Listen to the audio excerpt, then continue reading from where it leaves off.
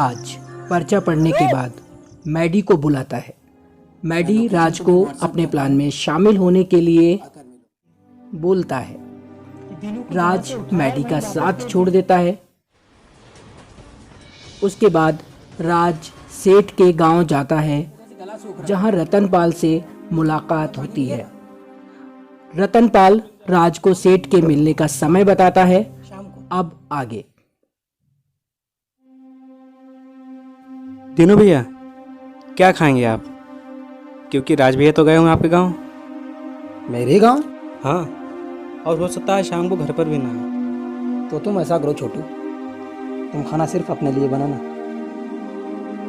मैं अपने गांव जा रहा हूँ। लेकिन राज भैया ने तो आपको अकेले जाने से मना किया है ना। कोई बात नहीं, जब वो आए तो उन्हें बता देना। मुझसे कोई गलती हो गई हो तो मुझे माफ़ कर देना और अपना ख्याल रखना। लेकिन दीनू भैया एक बार आप मेरी बात। राम राम।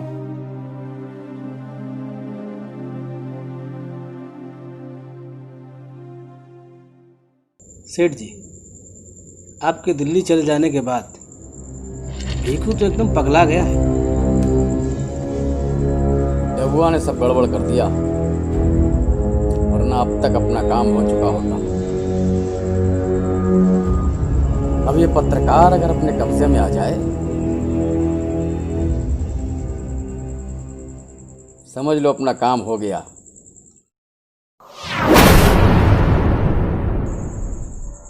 प्रणाम सेठ जी।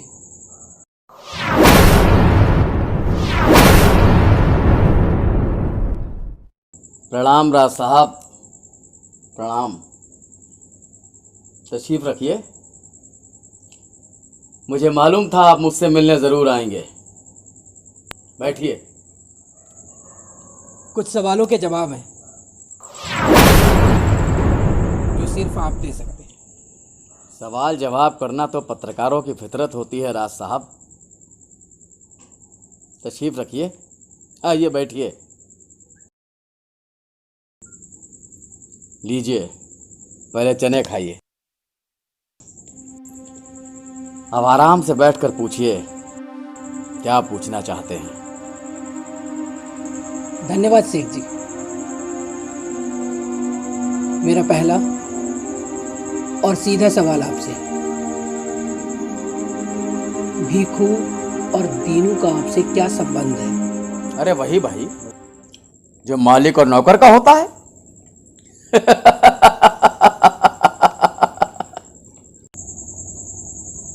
और डब्बू का?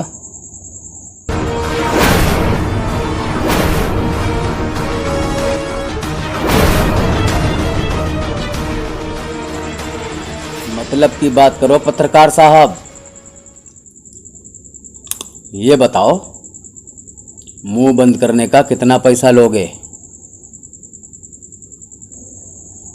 थैंक यू सेठ जी, मुझे मेरे सवाल का जवाब मिल गया। बहुत जल्द हमारी मुलाकात होगी लाइव डिबेट में। लीजिए चने खाइए। जय श्री कृष्ण।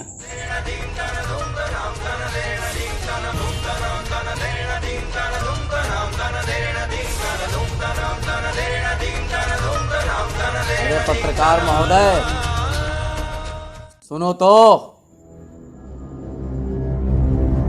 देखा सेठ जी, तेवर देखे अपने इसके। आंधी की तरह आया, तूफान की तरह चला गया। एक काम करिए सेठ जी, आप ऊपर के महकमे को देखिए, मैं इसको देखता हूँ इसको।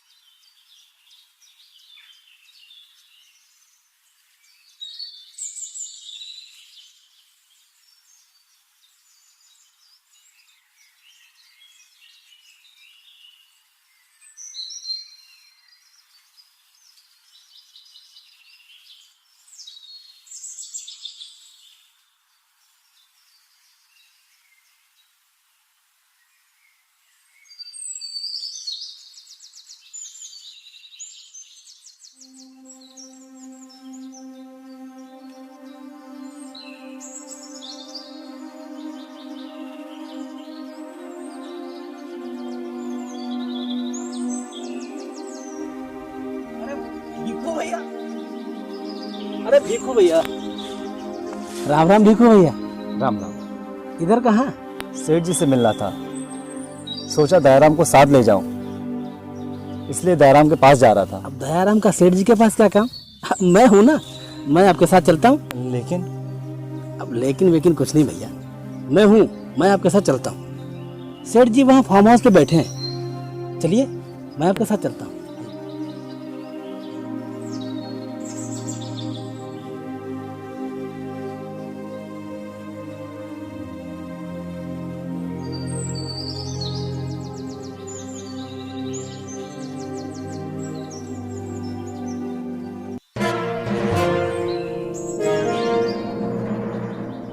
हाँ इंजीनियर साहब, हेलो इंजीनियर साहब, नमस्कार नमस्कार।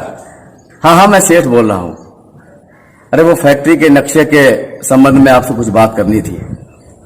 देखिए जो आपने नक्शा भेजा है उसमें कुछ कमियां हमें नजर आ रही हैं। एक रास्ते की दिक्कत तो है ही है, थोड़ी बहुत और कमियां हैं।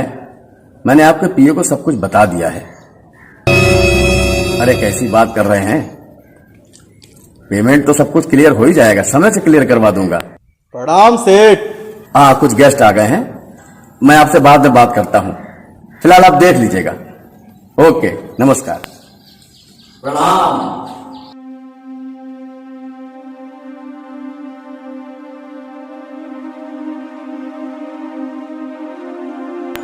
सेठ ये पत्रकार कुछ ज्यादा होशियार बन रहा है। हमने मेडी को इसके खिलाफ तैयार किया था, लेकिन इसने मेडी को निकाल दिया। और आप तो जानते हैं दीनू इसके पास पहले से है। गलतियां तुम्हारे गैंग वाले करें और बहादुरी का सेहरा बांधते हो पत्रकार के सर। तुम्हारी वजह से फटी पड़ी है मेरी। धमकी देकर गया है वो लाइव डिबेट की। अरे सेठ बच्चा लोग हैं, गलती हो जाती है। गलती, महागलती। तुम्हारे बहादुर शेरों के वीडियो है उसके पास। ओ सेठ, मूड खराब करने का नहीं, हाँ? बता तो टपका देते हैं साले का।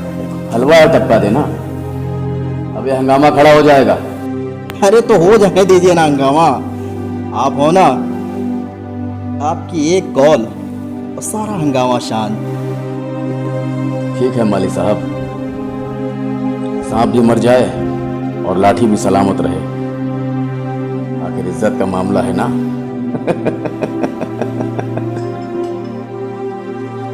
डोंट वेरी, सब ठीक होगा। चले मेरे शेर। जी भाई जी।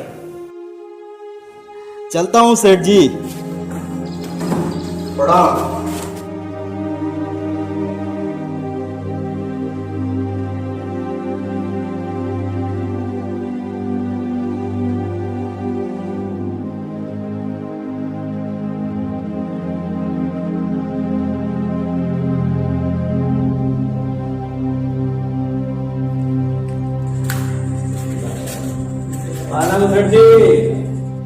और रतनपाल आओ, कहो क्या समाचार। गजब का समाचार साथ में लाया हूँ। देखो देखो भैया,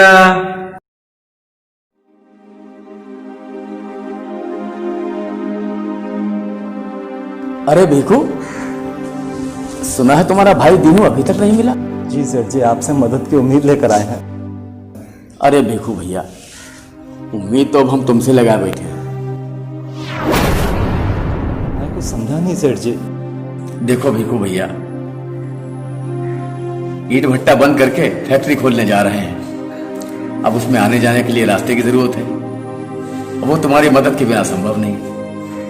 अगर तुम फैक्ट्री में आने जाने के लिए रास्ता दे दोगे तो हम तुम्हारे भाई दीनू को खोजने में अपनी पूरी ताकत लगा देंगे। कुछ समझ में आया? माफ कीजिए सेठ जी, मेरे सभी पुरखे आपका सम्मान करते रहे, लेकिन मैं असमर्थ हूं।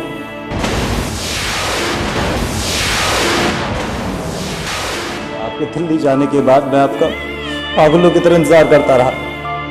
सोचा आप आएंगे, मेरी मदद करेंगे, लेकिन मैं गलत था। लगता है मुझे ही कुछ करना पड़ेगा।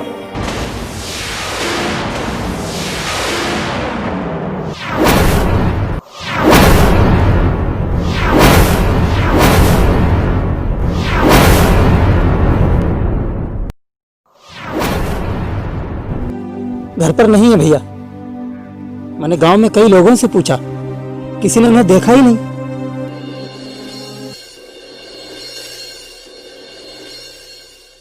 घर पर नहीं है?